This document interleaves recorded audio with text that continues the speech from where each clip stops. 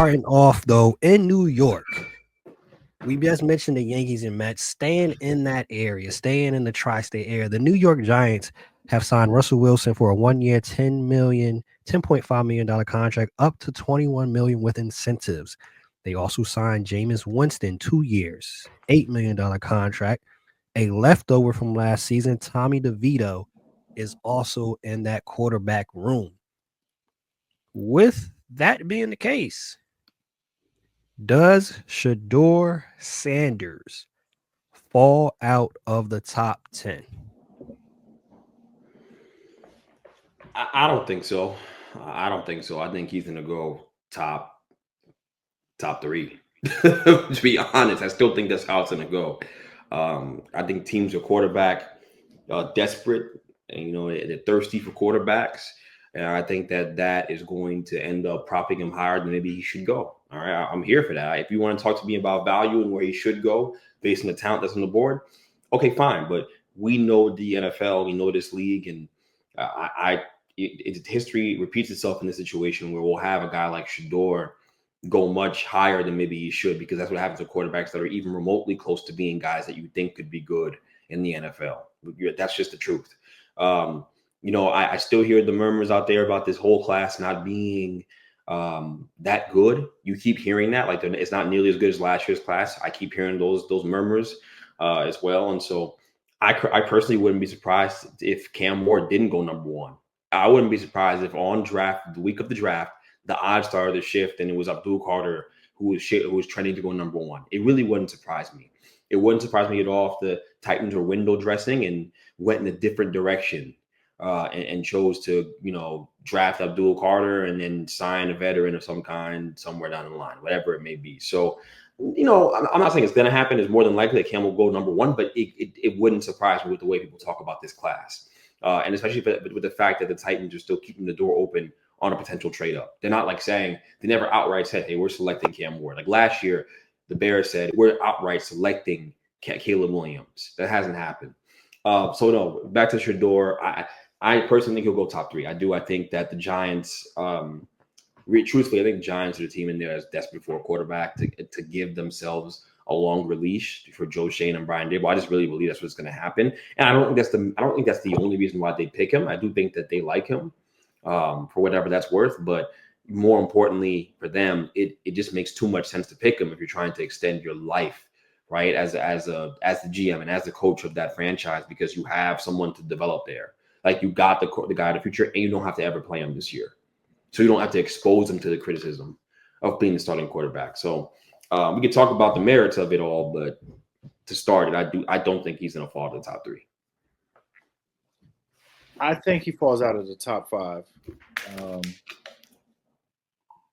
Like you said, it's not a particularly strong draft at the first round level. Like it's very top heavy. You got your top picks like Abdul Carter, Travis Hunter, a couple tackles in there. Even the quarterbacks in most drafts wouldn't be looked at this high. But I mean, like you said, QBs are always going to get valued higher in a draft like this. So the Titans, I think, will take Cam Ward. I think the Giants, their offseason screams to me that they're not going to force a quarterback pick here just because there's a so-called mandate for them to start winning, which it is. So if I'm a Giants fan and this regime is in year 4, back against the wall, do I really want them to take a quarterback and then they could be out of here by next season? I would opt for the best player on the board, and then there's Jackson Dart. People knock him. I think you can trade back into the first round and get him, and he can sit for a year or however long they keep these 2 other quarterbacks for them. But best player on the board, Travis Hunter. Adds another weapon to your receiving core, adds a weapon in the secondary too. So you're really taking 2 players in one. So if you got Travis Hunter at 3, that's the best possible outcome to start your draft. Taking Shador at 3, I feel like there's been so much talk and smoke leading into it, even dating back towards like the award ceremonies in December, Shador and the cleats and the flirting they've been doing over the last few months. It's cool and all that, but I don't think it's a good fit. I don't think it's a good fit for New York. I mean, look, I think the Shador conversation, if you're talking about merit, which is where we're going with it, is like, does he deserve to be the number 3 pick overall? Me personally, when I watch that guy play, I think it's CJ Stroud best case scenario. I really do. I really, really do. How technically sound he is, the way he gets rid of the football, the quick release, and all that. He doesn't have a crazy arm. Stroud doesn't either, but they can still make all the throws. I think people talk about Shador like he's Tua. Like I said on the last show, he's not. He's not. He has a much stronger arm than that. He does. That Hail Mary play, rolling to his left and throwing it across his body 50 yards to the air, that's not a throw that Tua makes. It's just not. Certainly not rolling to his opposite side. It's not a throw he can make. So, no, man, I think Shador is worthy of the pick if you like him there. If the Giants are convicted on Shador Sanders and they want to pick him, then pick him. And I have no problem with it. And you want to know why?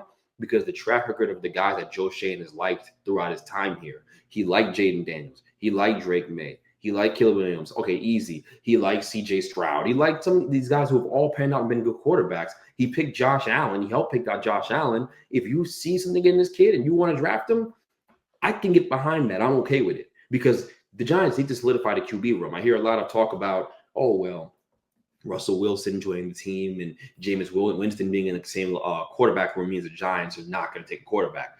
No, it's genius what they did. They went and got 2 starting level NFL quarterbacks, 2 good quarterbacks, quality guys for a position that has killed them over the years. It's been terrible for years. Even when we had Daniel Jones healthy, it was awful. In fact, he was a big part of the problem. You went and got those 2 guys for $14 million in guaranteed money total for a year. And Daniel Jones is making $14 million with the Colts. Daniel Jones sucks.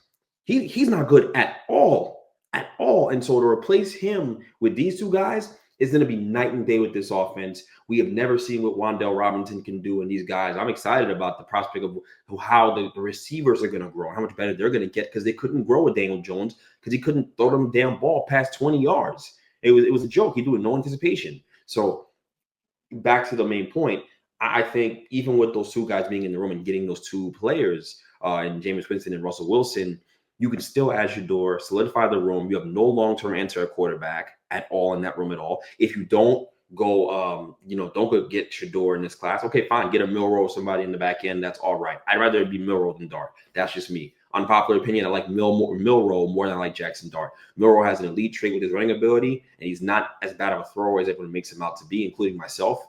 I'm as guilty of anybody else. But if he can be fixed, I do believe that he just needs time. If Jalen Hurts can do it, he can do it. That's the way I look at it. So that's my read on him. But I think Shador is worth a pick in that first round if you love the guy. And I do think there's something to that. I do think there's smoke there. I'm going to keep beating this drum until we get to the draft, guys. If the Giants take Travis Hunter, I'm happy. I'm good. I'm not going to be mad about generational players on my team. Travis Hunter is one of the best draft prospects I've ever seen. Great. But if they don't and they take Shador Sanders, you will not see me be upset about that. Shador Sanders has the makings of a really good quarterback in the NFL, potentially all pro guy with the right development, being in the right situation as well. And he gets to come into New York and play behind a good offensive line that was playing well before guys got hurt.